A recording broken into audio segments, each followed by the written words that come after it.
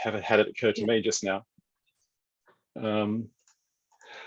But yes, inevitably, like when you're sort of going through, you think, oh, we haven't actually done all that much this year, or you're not really quite seeing what it is that we've achieved. So I think it's useful to sort of touch base on this. So I'll go through briefly the list of things that I seem to recall that we've done. And then we can build on those. There'll be some other things that we also know, just to sort of recognize and celebrate that.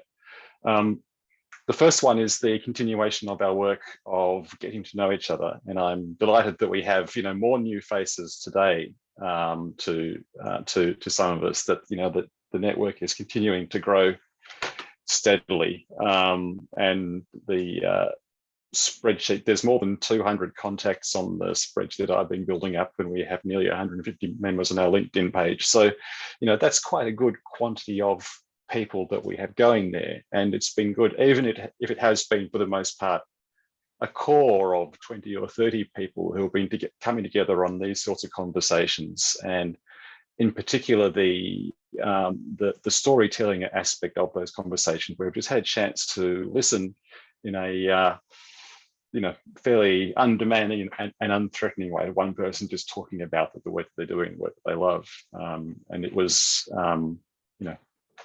Tanya's talking about her food and peace building initiatives is one that comes to mind very, very strongly for the year. And those in the conversations in Brisbane earlier this week, I think it was Serge, it might have been you that mentioned how much you appreciated those events when you can get to.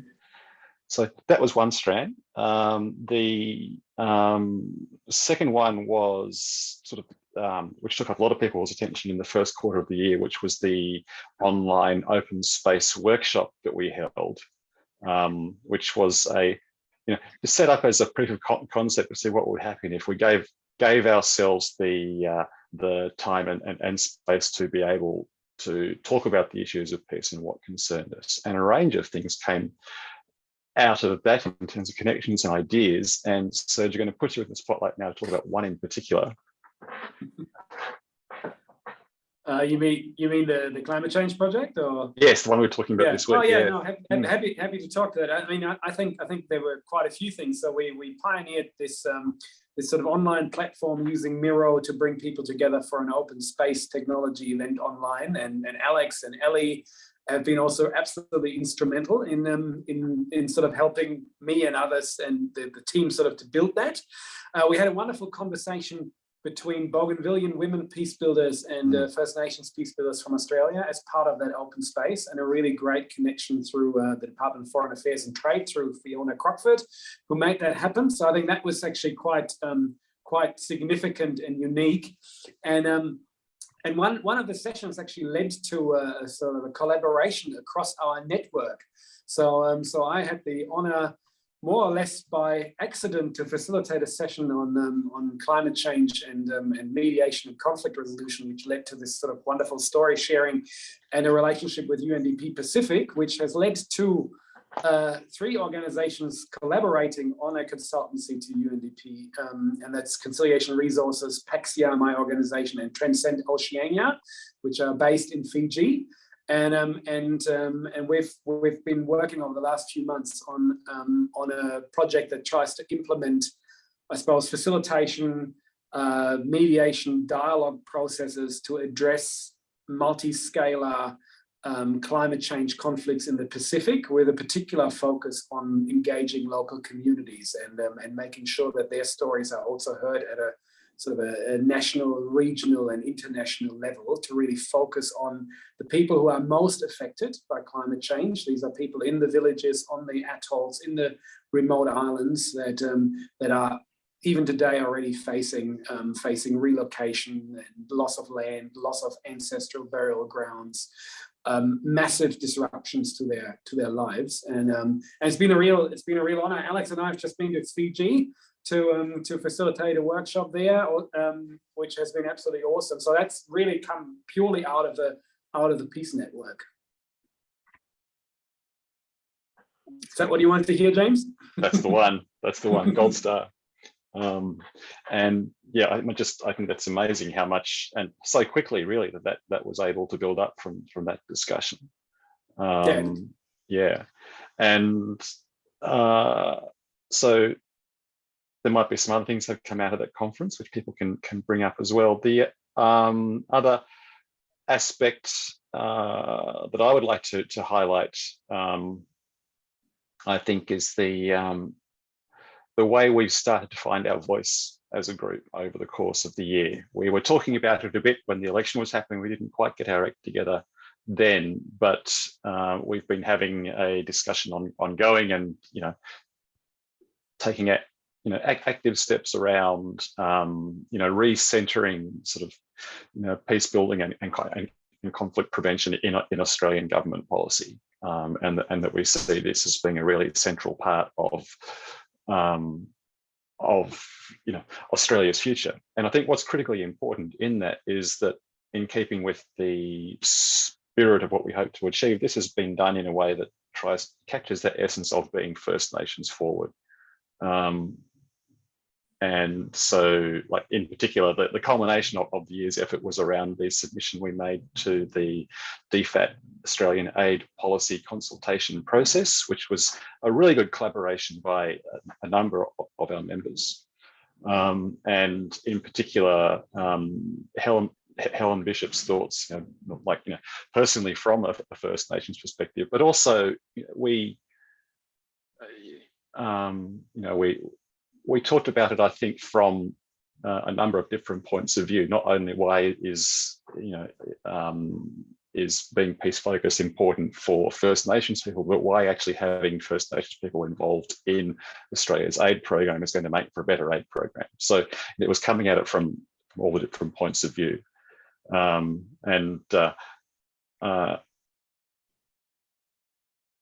it's probable that in terms of the people, the individuals and groups in Australia who are sort of thinking about questions of Australia's First Nations foreign policy, and no one has the answer to what that means, but that we as a group are probably doing as much thinking as anyone else is at the moment on that.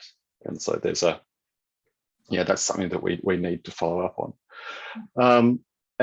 So as also a part of that, we've been having conversations with some sort of key Canberra stakeholders around identifying and mobilising a supportive group within the bureaucracy that we can work with to try and elevate the agenda. So those are the major things that I wanted to highlight. So I'd invite people to add any other sort of highlights from the network, or things that have sprung out from the network over the course of the year.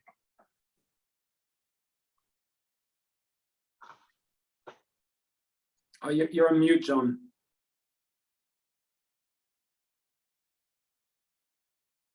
Thank you. James, have you or has anyone else heard any responses from DFAT to the range of commentary that people put in? There were a number that put in recommendations about taking peace building much more seriously. I haven't heard any response yet about whether that's making any impact. No, is the short answer. And I was reflecting on the timing of when the submissions were put in, and Australia over Christmas and summertime. Now I think any time from now is when we could reasonably expect to hear something. And I was thinking also that we should be proactive in saying, "Hey, how's it going?" We'd be interested in having further discussions about it. So getting on the front foot to sort of stay in their mind. They have appointed an advisory committee of high-flying people, but I haven't heard any comments from them either. No.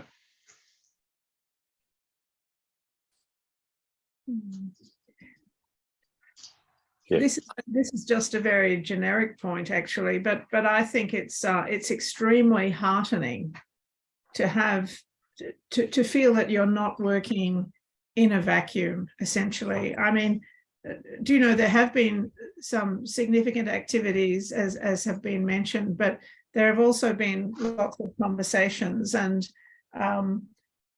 at this stage in particular, I think that in itself is significant. It's really building up a sense of there actually being a network, and I feel that's an important element to keep this kind of work alive and going, because it keeps, you know, in the history of peace building, peace and conflict focus in Australia sort of rises for a bit and then collapses again. So to keep it really going and to build on it, for it to become genuinely central, as John mentioned there, genuinely central to the way we do our business, whether that's looking at our international relations or how we live together here. I think it's just very important to have this kind of network.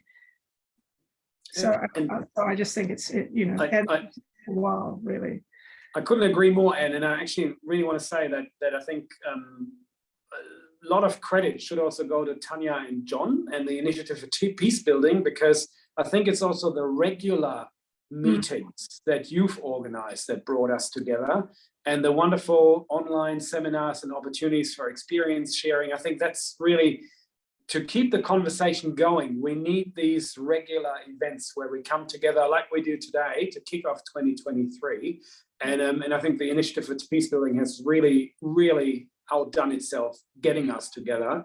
And then others have organized sort of specific events like the open space, or we had some in-person networking events in Brisbane, for example.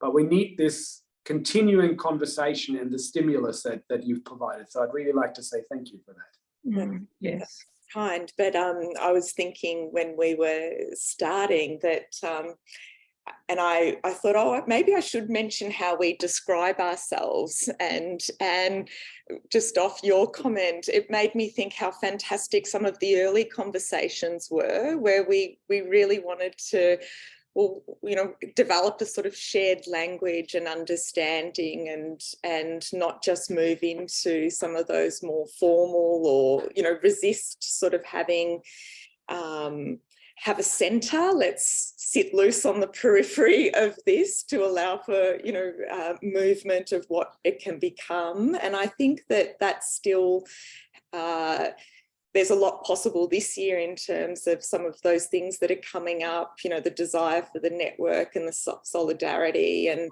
to be able to change roles but feel like you're part of a community and a movement around the peace issues, as well as James was saying, that, you know, those opportunities that exist when we come together around whether it's policy or advocacy. And so it's very exciting. But I was thinking too that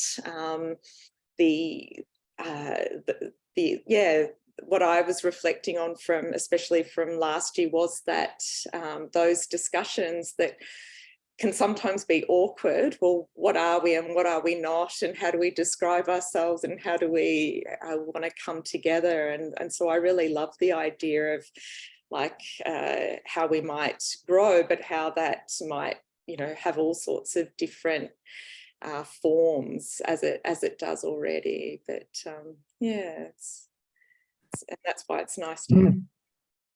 Can I enlarge on that? I think that's enormously important, because really what we have to do is try and encourage the debates about public policy to take the orientation of peace building seriously as part of what happens, and that is not happening in Australia at present still. And there have been, as Helen said, as Anne said, sorry, attempts to do this in the past, but they haven't lasted. I think it's very important that we use whatever little opportunities we have as we're going around to try and draw attention to this lack in Australian public debate, and try and build up the concern for peaceful conflict resolution in any way we can.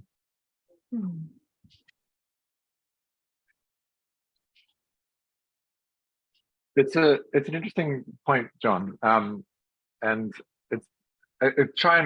thinking thinking about Australia in the Australian context and the way in which many of us engage with DFAT, the government, and others in Canberra versus other countries or contexts, and it's really stark to me, the difference in the way in which peace and conflict work is discussed in Australia. I think we're often, I don't know if we're timid or we're careful about being seen as like sticking our head out, our neck out. But often the conversations that we're having about the lack of representation in peace and conflict work in Australian foreign policy, very much with amongst each other or with friends and allies within DFAT, but it doesn't seem to generally, I guess, go much beyond that or go into a public space. And I work on a project which is funded by the UK and do a lot of work with UK-based peacebuilding organizations. And the way in which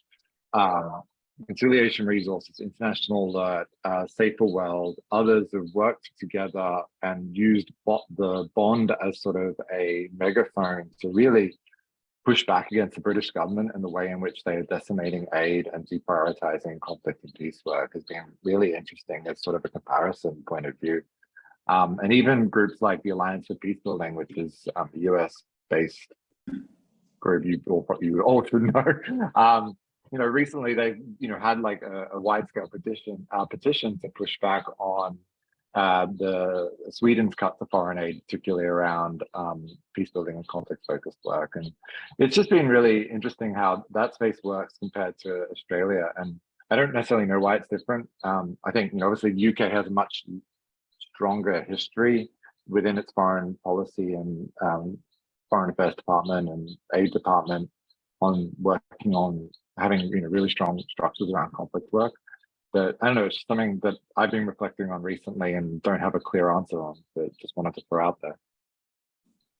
It's very striking how much more engagement there is of peace building in debate in Britain than there is in Australia. I like to think of Australia as ahead of Britain, but it's not in this area at all. Yeah, I mean those of us who have spent some time attached to international organisations, when you turn your gaze back on Australia, it is so striking just how little institutional we have either in government or civil society on that. I guess that's part of our purpose of being here is to actually trying to build that foundation. And I mean the huge growth that CR has had in Australia is just one instance of I guess the potential the work that's there if the effort to invest is made. So the number of other organizations that have these little satellites here. I'm looking at you, Martina. It's there and so diffuse. Yeah, it's part of our job, I guess. Now, can I jump in here? I don't know. I hear you've sent out an agenda, James, but I missed it, or no, I don't have. So I was just wondering on the back of this good discussion about last year and what's being built. I wonder if people have ideas about what we might do this year. And I raise this particularly to you, James, because I know you have some ideas, and I'm interested to hear you and others bring forward some of those ideas for discussion, if that's not too pushy.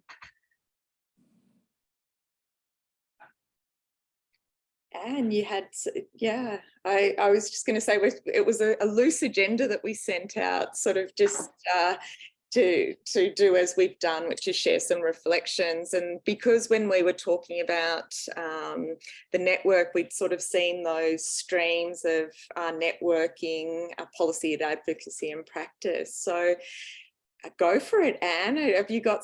We know you've got some ideas. So maybe would that be good to go into some ideas for the year ahead. I know that a few of us might have some ideas. I mean, I was interested in, if we, along those lines of networking, how we want to be coming together, but also what events might be on the horizon or issues. It's as we said, it's quite open to generating some ideas. Well, to be honest, I do have a couple of ideas, but I was actually putting you and James forward to, because, I think they're probably leading.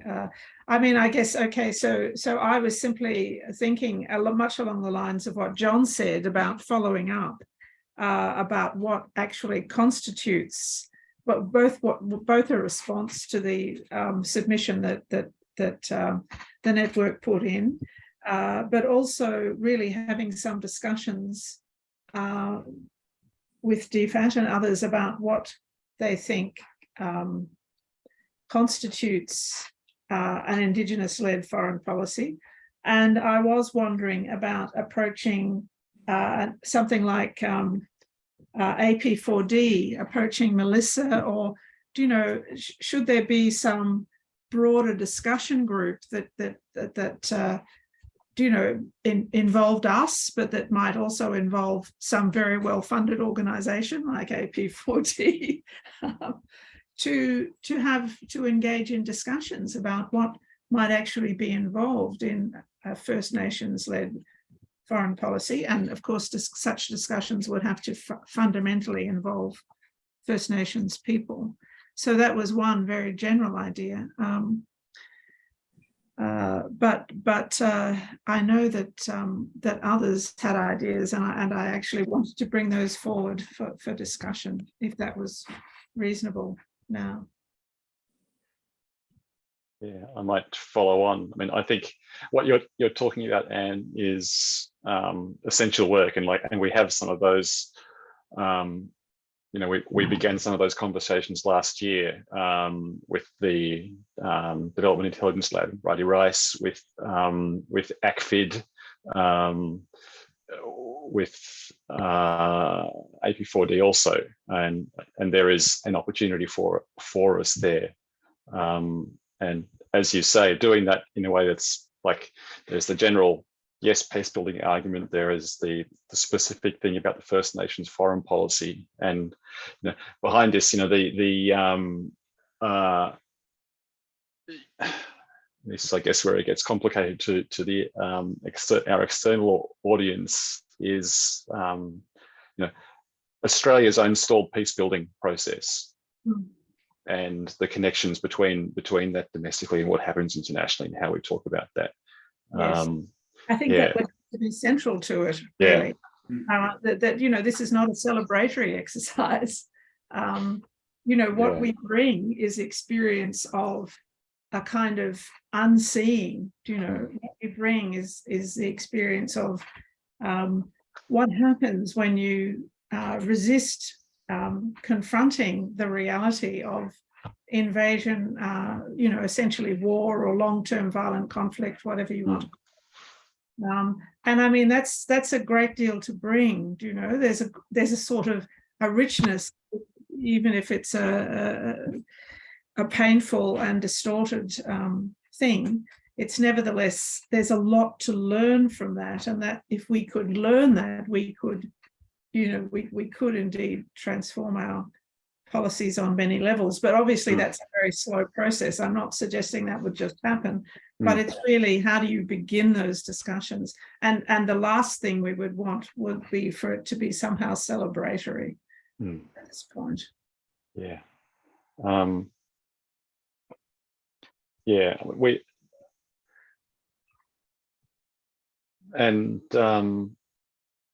Yes, I think there's a couple of things that we can usefully do from here. One is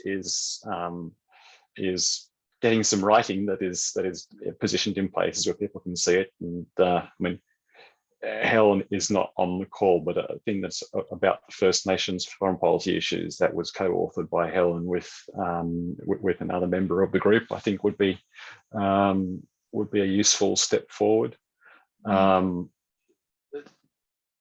Biting the bullet and having some form of group conversation in Canberra.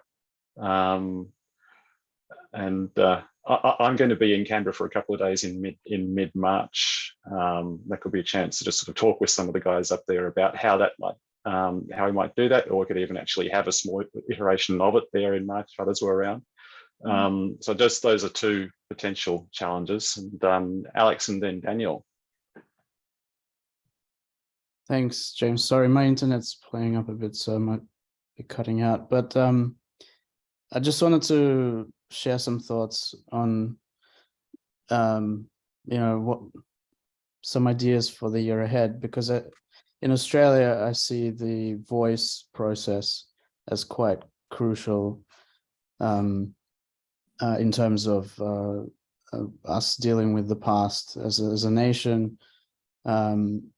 I think I see a lot of risks that it can become quite polarized and do a lot of harm. We've already seen that. And it's also a great opportunity, I think, to use the occasion to do some of the work on truth-telling, reconciliation. Well, I've learned that maybe reconciliation is not the right term, because there wasn't really a relationship between the colonizers and indigenous peoples. So it's more like conciliation. And that has nothing to do with our organization, by the way, that's just a coincidence. But I've been in Melbourne. I've been involved, sort of not very actively, but in a very interesting initiative. It's an organization called Initiatives of Change Australia. They have been doing a great project on called it's a trust building project, but really engaging with Indigenous Australians to raise awareness of Indigenous culture, of the history. So the really truth-telling element. I can actually share a link to their stuff. So as an idea, I could introduce maybe them to the network somehow. But coming back to sort of potential for the network, if there is a way for us to support initiatives like that basically give Australians, sort of white settler Australians, an opportunity to engage with the process of truth-telling, of awareness raising, I think it can really help to turn that whole debate into something that's different, and it's not polarizing, and it's not confrontational. And I think now is a really important time to do it, because if we're heading for a referendum, things will only get more, could get more polarized, as we've seen. So I'll share the link, and yeah, thanks. Okay. Helen's just about to join us, which is great. She's just misplaced the link, so that's good timing. I think if engaging with other organisations on this would be good, and Initiatives for Change is one such organisation. It might also be worth thinking about Indigenous-led organisations as well. And really, if you're looking at non-Indigenous organisations, something like Antar National's not bad either, really. So there are quite a few of them out there. I think Daniel wanted to add something too. Yeah, no, thanks, guys. No, just I second a lot of what's been said, and I think the frustration coming from a very established European peacebuilding scene as to just how pretty much non-existent it is here. But of course, what's very apparent is that there are capacities, there are people. We do exist, right? And I think a lot more can be done, and I think if we work together, we really can do that. I mean, on the policy and advocacy front, and maybe it's just practical, and sharing some reflections from a trip I made to Canberra last year, and was able to share the submission in a timely way with the relevant actors. One, I felt like in the minister's office and Pat Conroy's office, there was actually a lot of support and a lot of simpatico with, I think, a lot of the issues that we're sort of getting at. And there are some very practical things I think need to happen at a sort of DFAT level for us to, I think, have a useful docking place for a lot of these issues, at least more on the international front. And one of them is just the presence of a dedicated capacity within DFAT to look at peace and conflict prevention, peace building issues, which of course doesn't currently exist.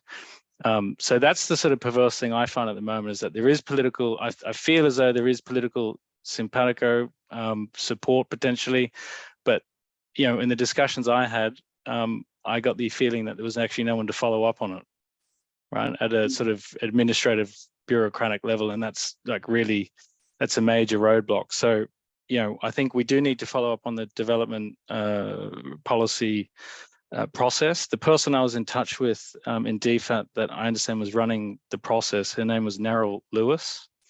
I think it would be good. I'm happy to follow up with her and check in.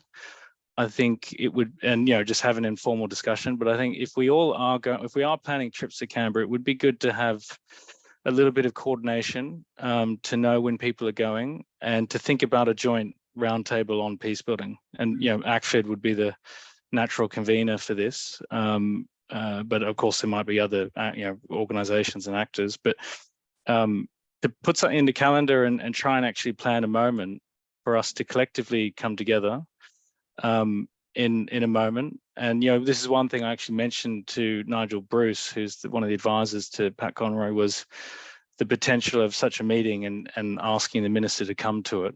And he seemed to be receptive to that. So that's sort of a practical one.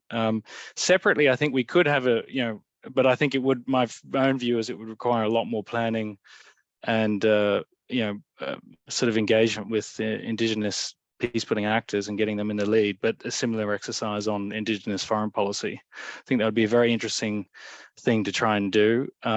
But I think with all the noise around the referendum, the timing of that is going to be really quite fraught and difficult. And one other reflection I had was, I also last year, at the end of last year, the last sitting week, I was able to sit with Senator Pat Dodson's office. And it was, I think, pretty apparent that they are, very preoccupied with the politics of the referendum, right? And as much as they acknowledge these things to be strategically important, it's hard to prioritize the important over the urgent, right? And so I think that's one of the sorts of challenges we have there, and we probably have to overcome. And I think we have to frame it. My view is that we have to frame it in an urgent way to get attention to that issue. And perhaps the timing of the referendum is opportune. One practical thing that I was working on and wanting to flag with colleagues, and it's good that Helen's going to be joining, is a discussion I was having with James and Helen at the end of last year, which was to follow up on a discussion that Pat Dodson had with some of the Interpeace staff that we have that work on transitional justice issues in New York. And he is very interested in Indigenous Australian First Nations exchange to other international Indigenous people, and international local South-South exchange. And there's all sorts of reasons why that might be a very strategic and interesting thing to do. Now, I'm probably butchering this, but my feeling from the discussions that we had last year, James, and with Helen, was that it's really critical, and I'm very super conscious of this, is that there is an Indigenous peacebuilding entity or actor or series of actors who are in the lead on such a process, right? I don't know who those actors are, and it's obviously a peacebuilding process to identify them. But that's a sort of prerequisite for any kind of discussion on such a idea, right? A South-South exchange. And I guess Interpeace's angle on this, and there'll be many others, CR and other peacebuilding organizations who could contribute to this, would be to help convene and organize and build, access our networks with other international, Indigenous First Nations communities, right? That's where we could be, helpful conveners, but we need to have, I think, local First Nations people in the lead here on that idea. So that's something that I'm practically trying to work out. It's something that I'm pretty sure Pat Dodson, is thinking about and, really wants to follow up on. So and that might be, I don't know, a tactical way of accessing this Indigenous foreign policy question. As well as sort of feeding into, I think, a peace building component of the voice process, right? Which, this would help build a community of practice here that could speak to these issues. Because the sense is that, at least from a peace building point of view, if it does exist, it doesn't exist at a scale, or at least I'm not aware of it. And it's not maybe as visible as what it otherwise could be. So yeah, those are a couple of thoughts, reflections, ideas, and maybe we couldn't go through it all on the South-South exchange idea, but if there are colleagues interested in that, and I know you mentioned something at the beginning, Serge, that was exactly that. I'd love to connect bilaterally and just exchange on that. Thanks. Over. Could you say the name of the woman in DFAT who you met early on again, please, Daniel? Narelle, was it? Lewis. No, yeah, I can share her email with you, or we can follow up. I should follow up with her directly, actually. Yeah. N-A-R-E-L, Lewis? Yeah, N-E-R-Y-L. Is that right? Lewis. Okay, thank you. I think Helen's joined us, hasn't she? How about we say hello properly and give Helen a chance to have a say? I'm so sorry, everybody, for being late. I do have a little bit of an explanation here. I was having a nap.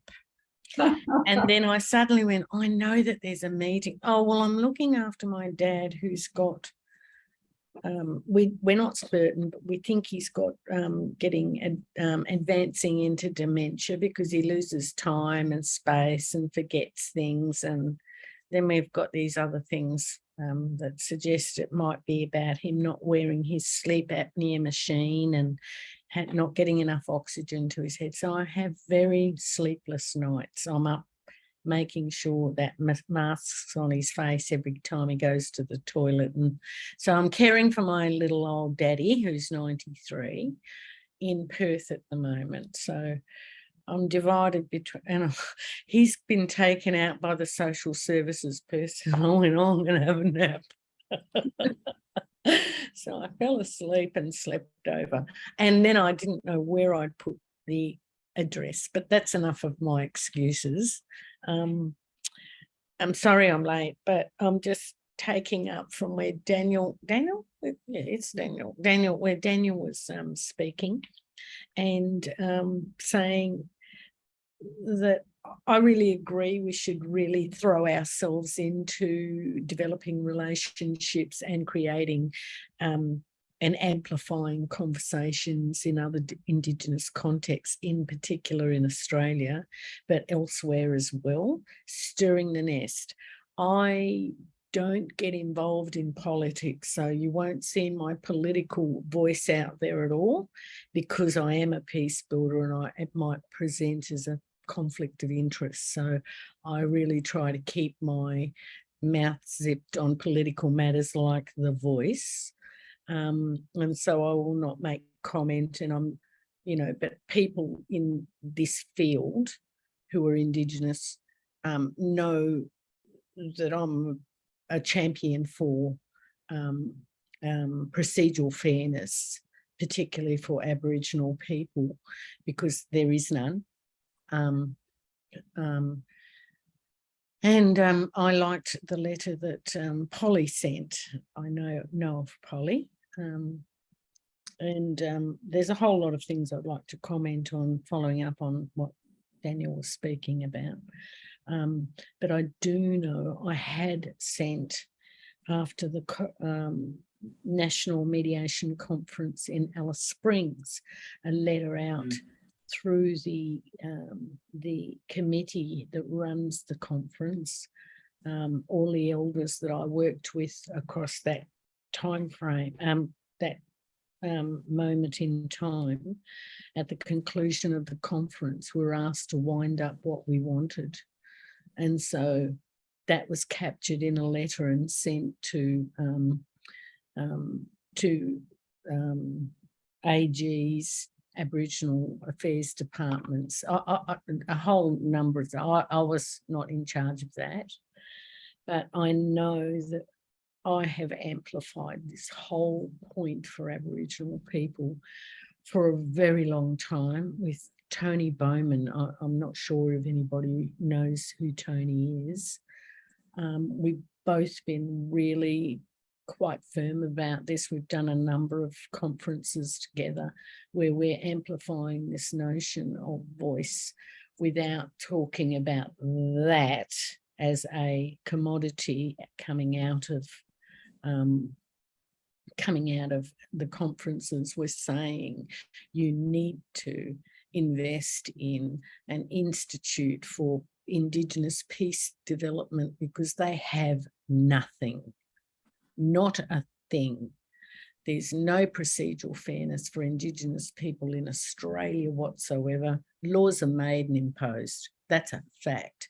Laws are made and structured to be violent without, in some cases, I would say, in ignorance of their impact on people. I'm not going to accuse people of being racist, but it is ignorant.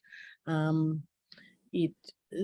are many things that are from the nucleus of building peace in Aboriginal communities. They want peace. They're human beings. Most people want that.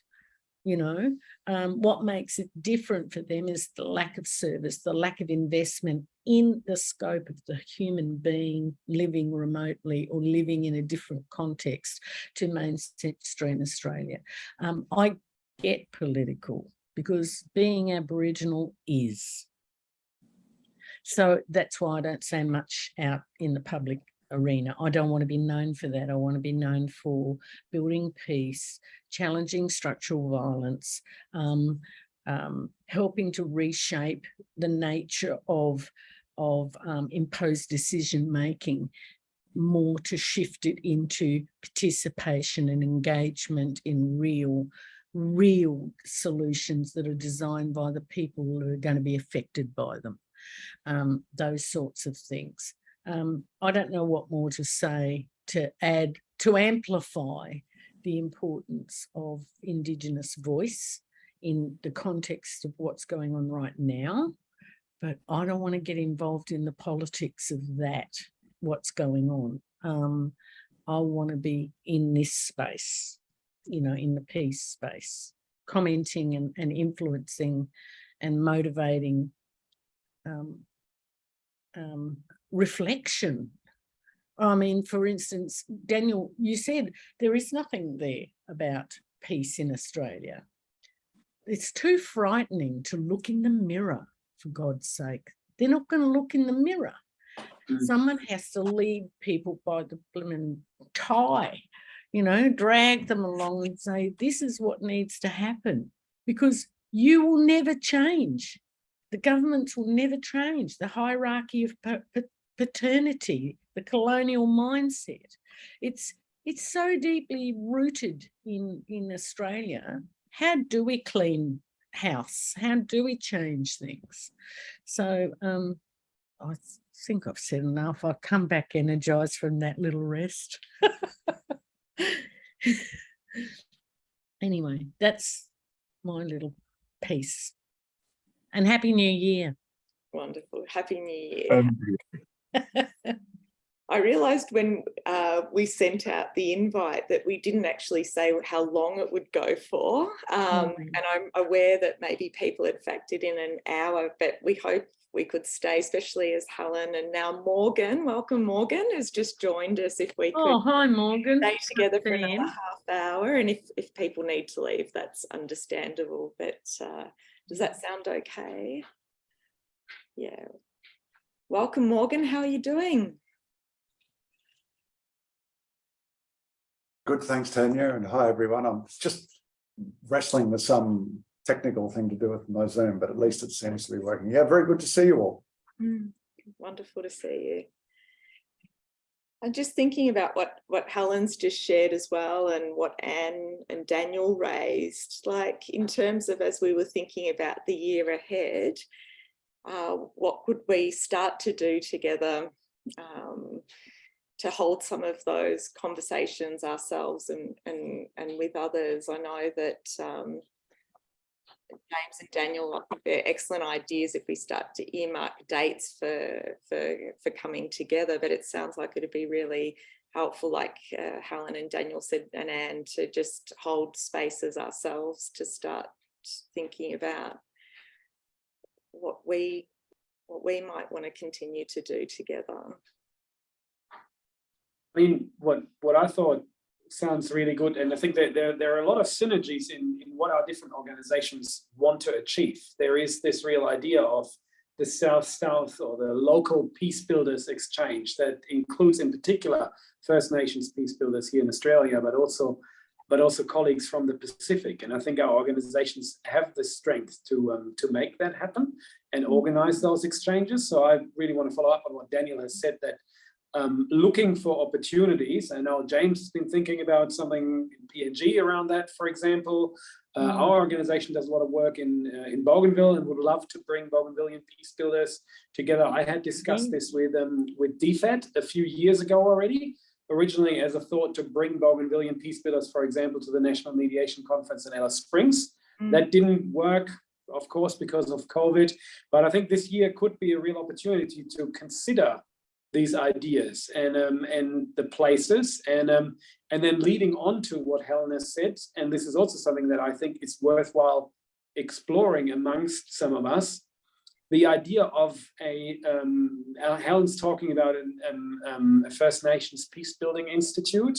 I'm thinking about a First Nations Peacebuilding Institute for a larger region, the Pacific, actually.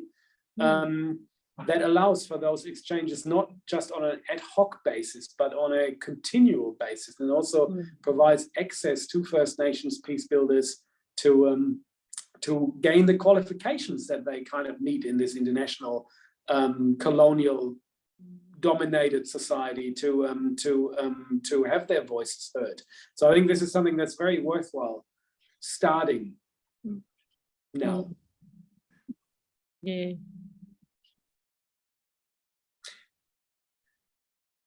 One thing I found particularly interesting in that conversation, sort of with what Alex was talking about and Daniel and Helen in particular, was I guess a thread the saying all the conversation about the voice process and all of that. There are any number of people in the country who are advocating on that in various ways, and there's some very good people doing that work, which we don't need to duplicate. But what we can do, and I think Helen, you articulated it so magnificently, was to be engaging as peacemakers, whether it's by the example that we do, or there are actual sort of specific pieces of peace building work along the lines of what Alec was talking about, but that sense of it is actual sort of doing the work, as it were, is what we can do. And I think there's advocacy around building up institutions and so on. But yes, that seems to be the kernel of what was being discussed just then. And I do want to talk about PNG later, but we'll come to that. Yeah. Demonstrating it. You're right, James. It's demonstrating what it is that we do and how we do it, rather than entering a debate about whether there should be a voice or not, or being, because that's the politics happening there. And I can't get into the politics because it gets really murky and tricky. And that's when, you know, your own agenda, which is mine, is much shared with all of you, is that peace building is paramount. And you can get hooked into something that you never intended to get hooked into. Yeah. Sorry.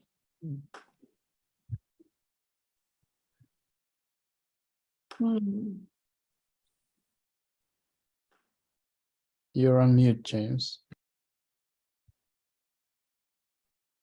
I'll do it by mime instead.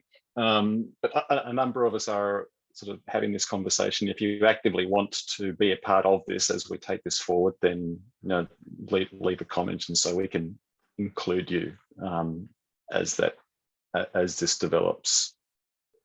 And I was thinking too, as we have conversations or gatherings around particular things we want to share, we could continue to put that up on the LinkedIn page for people who haven't been in this conversation but would want to join it as well.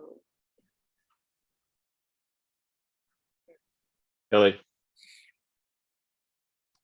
Thank you. I think I heard very good ideas like from many of you, and probably it's my hat of looking for funds that I'm always looking for that. I already have years on that. Just wondering if we have like agree before in like if we identify like an opportunity, like an open call or something that we could apply, like under which structure we could. I'm just leaving the question open. It's not that I'm expecting an answer right now, but just like for later, how could we like approach like probably some funds, like if we have like that initiative of if a couple of the group could go to do some advocacy, some lobby at Canberra, or if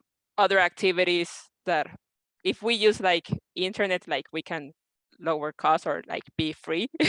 But if we do other type of things, like probably I'm just thinking that we should consider that maybe we will need some funds later on. So just to check if any of the organizations here present will be able to like share the name and like represent, or how will that work from a group perspective, just for later on to think about it. Yeah.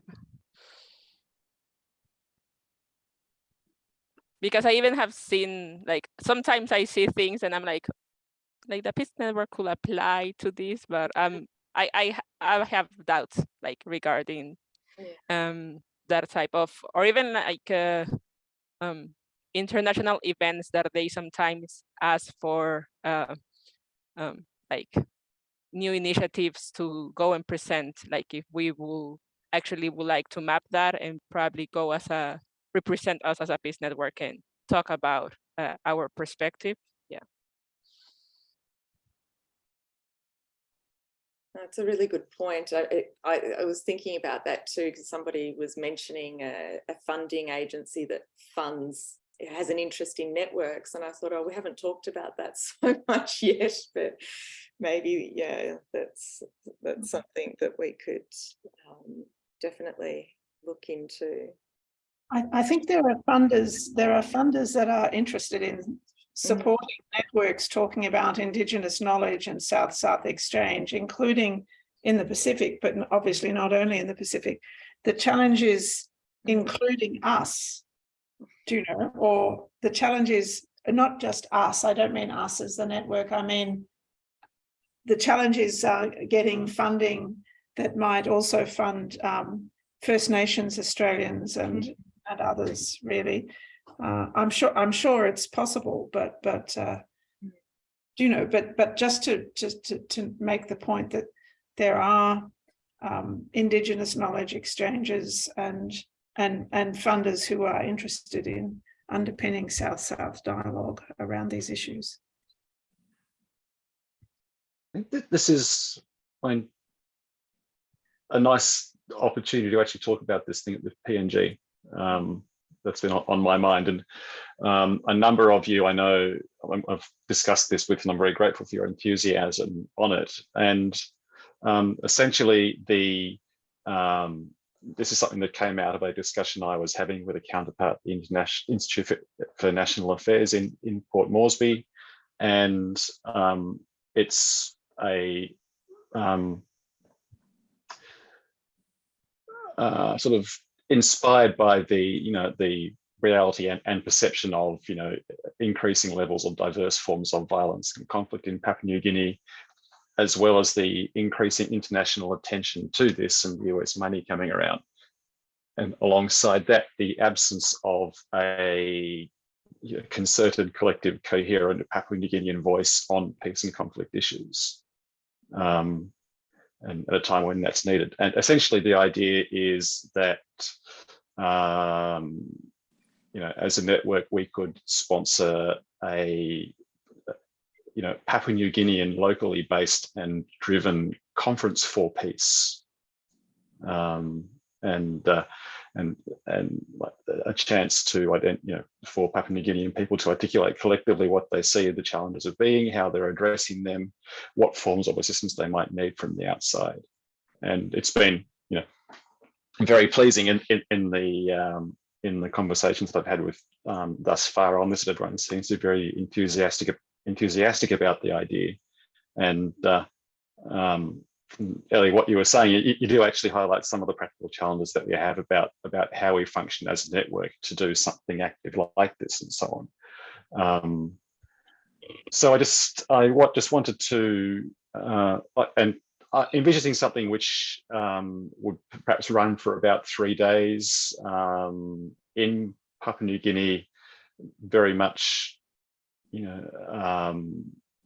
if any of us were there, we would be in a background sort of supporting role, and so that the dialogue and everything is being done by and between Papua New Guineans, inviting others as they see fit. But we're just creating the forum where this happens, and there would be peace builders, community leaders of different types, certain people connected to the policy world in Papua New Guinea, and whatever it might be the appropriate formulation of people there to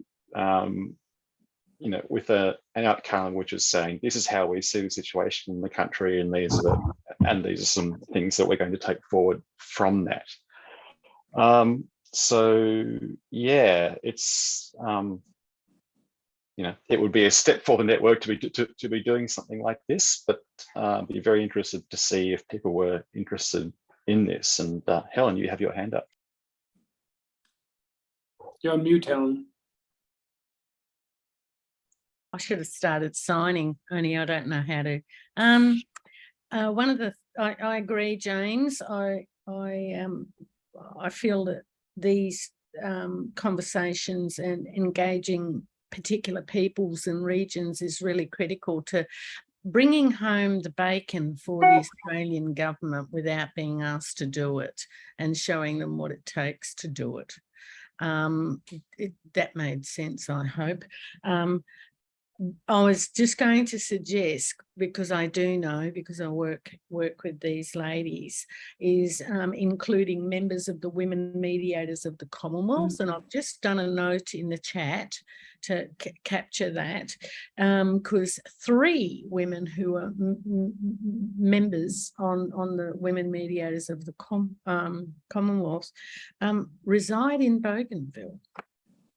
There's Rose, I've forgotten Rose's last name. There's Barbara Tan and Miriam. I'm not sure if you know them, Serge. But I know them. Yep, absolutely. They're wonderful. They've done some absolutely over the top work, something that I've never experienced, and I really wanted to go and spend some time with them. But these things, they don't answer their emails because it's evening FaceTime, because that's when they get the signal, and you know, Yeah. there's limitations for them. And this is much that reflection of those limitations are also existent in the desert for Aboriginal people, having access to those sorts of resources. Nonetheless, I don't recall meeting anyone from New Zealand, but doesn't mean to say that there isn't a woman mediator that's a member from there. I know we have a couple in Australia as well, that we could really, it would amplify this group's objectives, and particularly that the women mediators of the Commonwealth have a source through which governments can be called to order. You know, we've done a couple of things in different countries, and we've met online to make a decision, and then, you know, material is developed to go and do the bidding of the whole greater group, not the bidding, the agreement. But it's all to do with empowering not just women but girls, challenging and complementing as well governments that are amplifying peace, but in particular the protection of young women and girls in very volatile communities.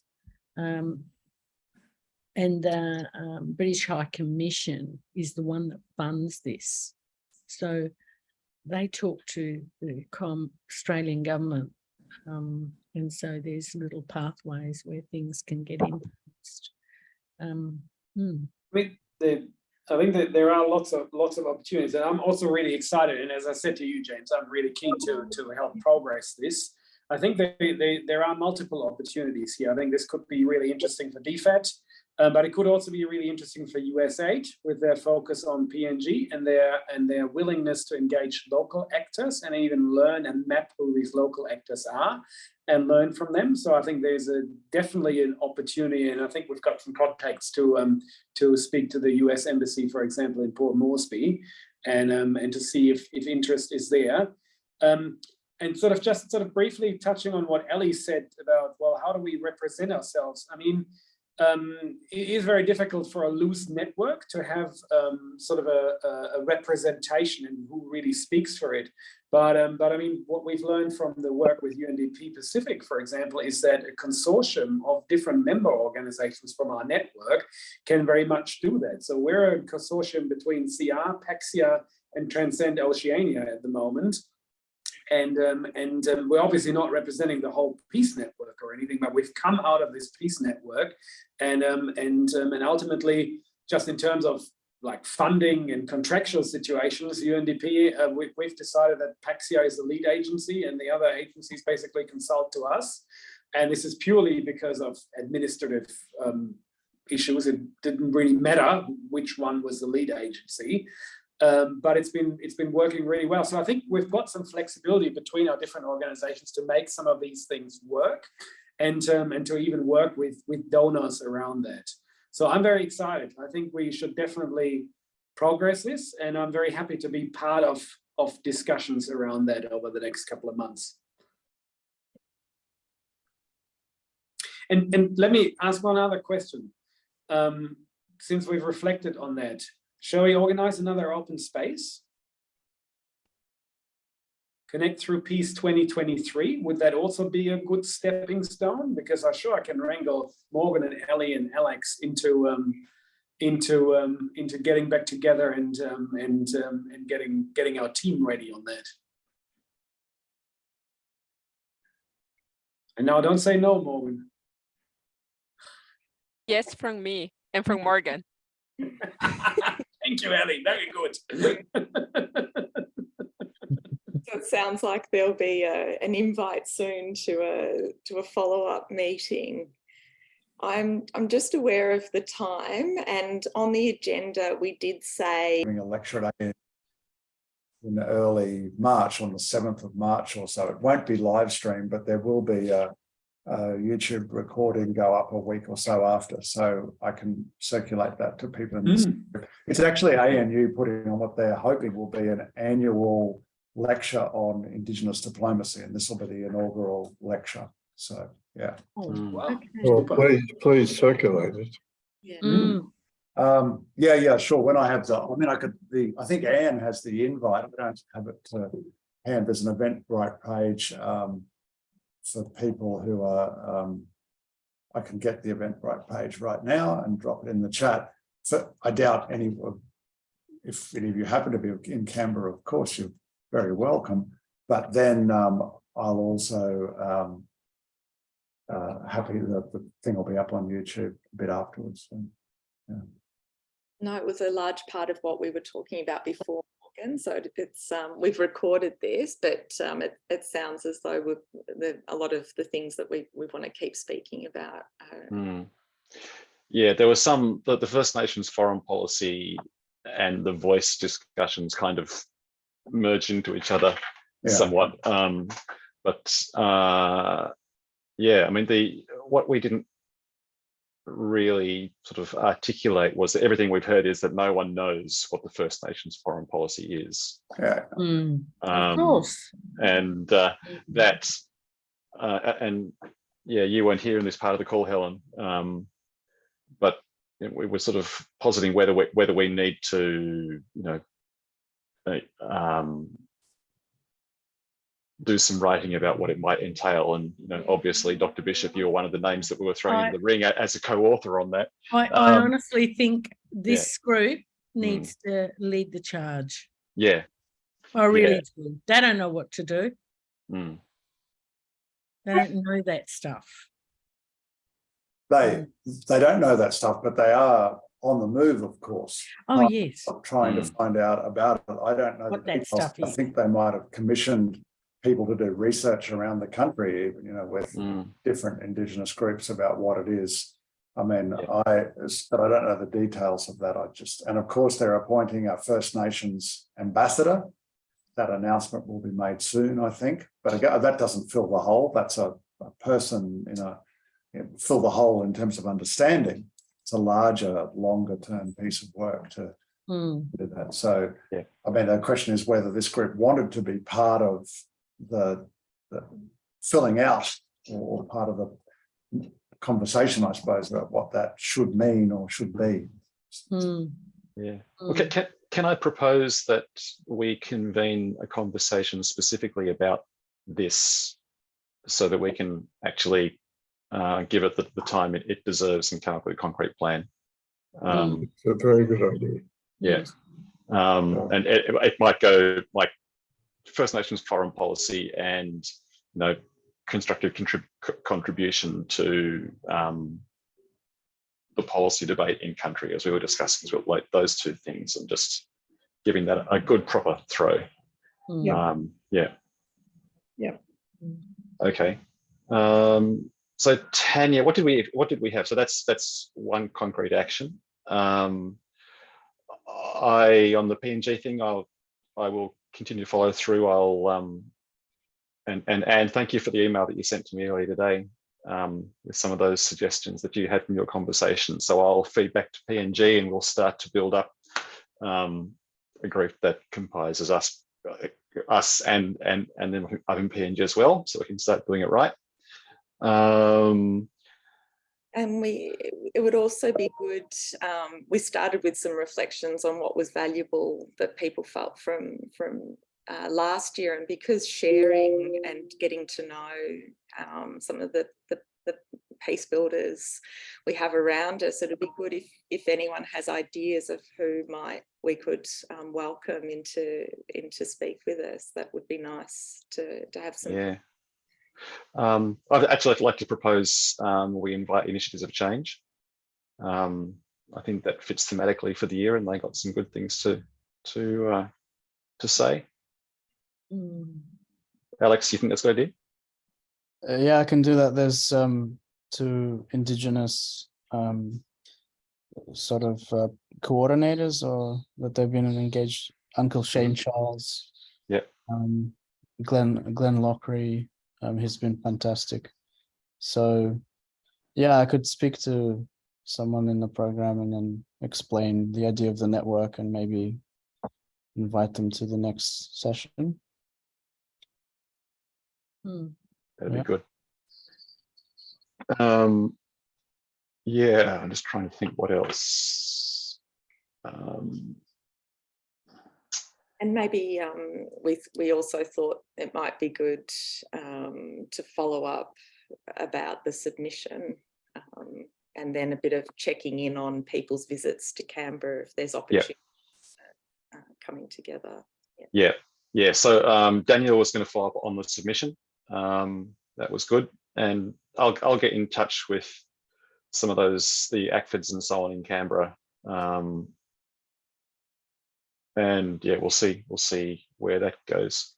One other thing I wanted to mention was like quite by chance happened to learn about some work that Winifred Lewis from UQ is embarking on, which is she's got some kind of resourcing about mapping us, mapping the peace sector in Australia. I made contact with her today. I'm going to have a chat to her next week. Some of you may already have some awareness of this, but she was very keen to connect and find out more about what we're doing. So some of you may know more about that.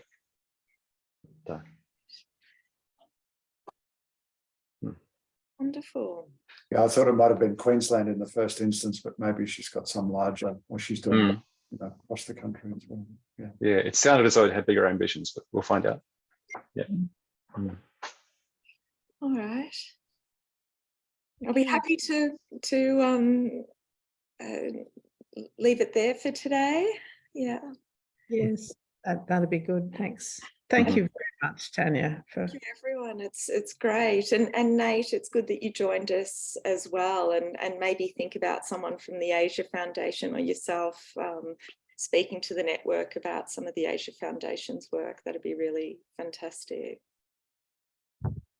Yeah, I'm sure happy to at some point. There's a big agenda going on, I think, obviously, with the voice conversation in Australia that should take precedent.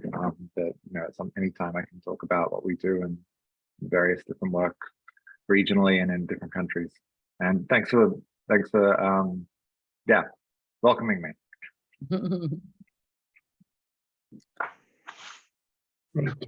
Okay. I'm going to go to now. My dad's just arrived back home from his social thingo. And I again apologise for my tardiness this afternoon. I have a legitimate excuse, but it's not really an excuse at all. Happy to see you, Helen. We're all easing into the new year, I think. Yeah, and this, for the shortness of time I've been present in the meeting, it's been quite rich. It has it that. Yeah, it is. I've got to go though, and thank you for your tolerance of my delays. You'll have to go. Okay. Bye. Cheers.